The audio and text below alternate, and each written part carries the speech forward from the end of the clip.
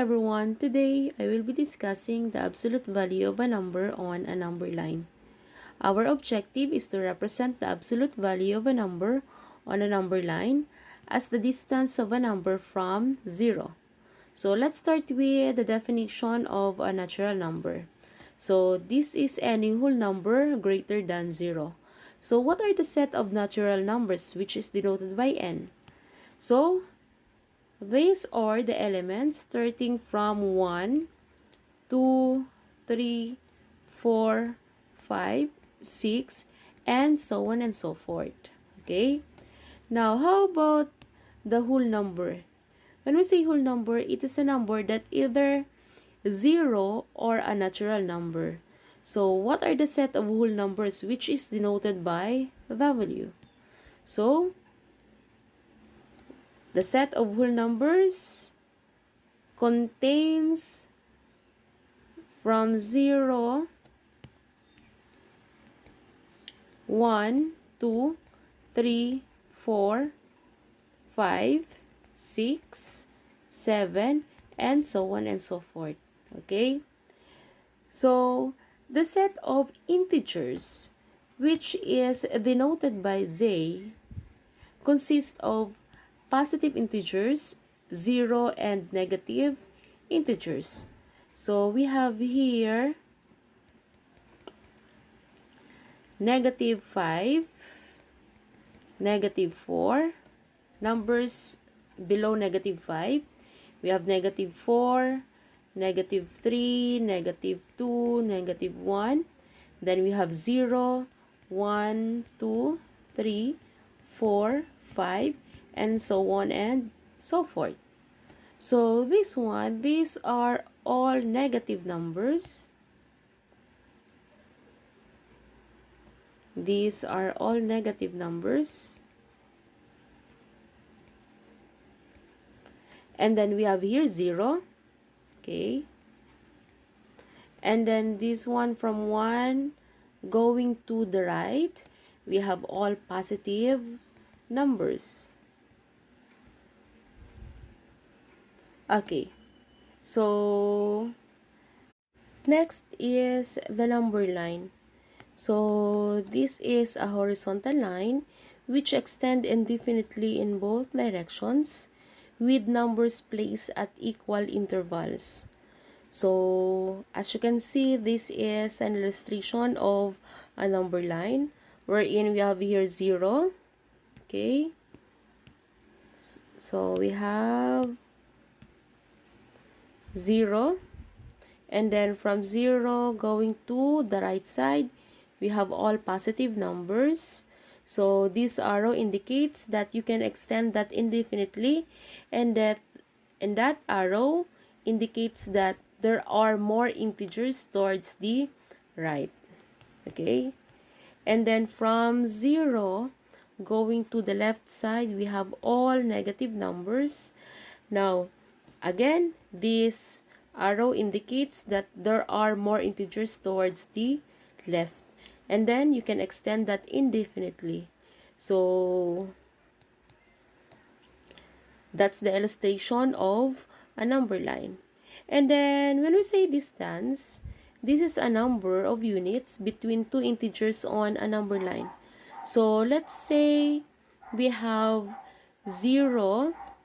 We're going to get the distance from 0, and then from this point to this point wherein it corresponds to number 6. To find the distance, okay, you're going to get the number of units between these two integers. So we have 1, 2, 3, 4, 5, and then 6. So the distance between 0 and 6 is 6 units. Okay. Next, we have, let us now answer the following. Given the number line, letter A, count the number of units between negative 3 and 0. Okay, so we will just count. We have 1, 2, and then 3. So we have 3 units. Okay. Then, for letter B, how many units are there between 0 and 4? So, let's see. Let's count. We have 1, 2, 3, 4. So, we have 4 units. Next, letter C. Find distance between -3 and 2. So, again, let's count. We have 1, 2, 3, 4, 5. So, we have 5 units. Next, for letter D, give the distance from -5 and -1. So, again, let's count. We have 1, 2, 3, 4. So, we have 4 units. In finding the distance between 2 points, notice that we are answering all positive numbers. So, we have +3, +4, +5, +4, which is what we called the absolute value of a number. Okay? So, the symbol for that is 2 vertical line, this one. And then we read this as the absolute value of. Okay? So, let us have an example. Give the absolute value of the following.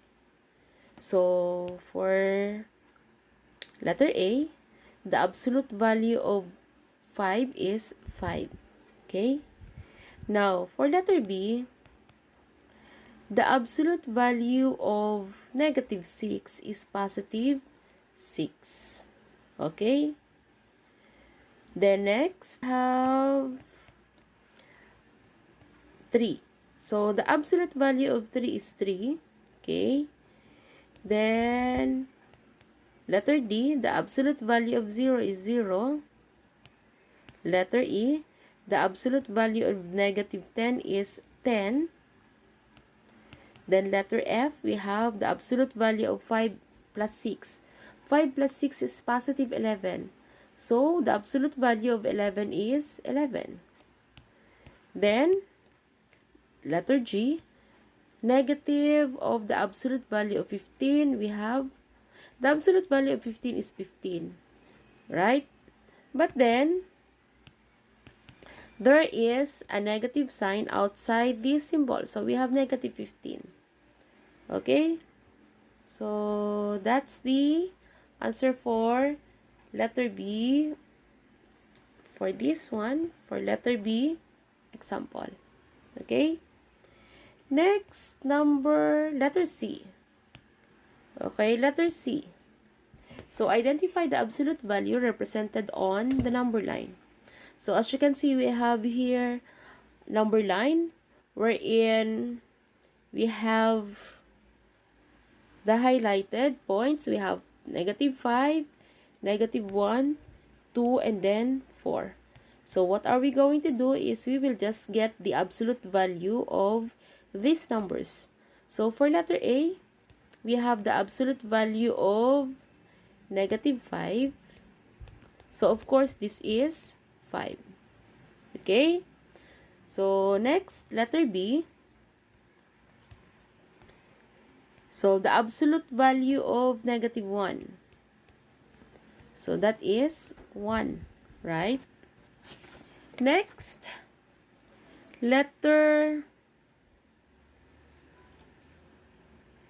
C. We have +2, right? So, the absolute value of +2 is 2. Then, letter D, we have 4. Now, the absolute value of 4 is +4. Okay, so that's it. So, we're done with the absolute value of a number on a number line. So, don't forget to subscribe and then click the notification button for more videos and updates. Thank you.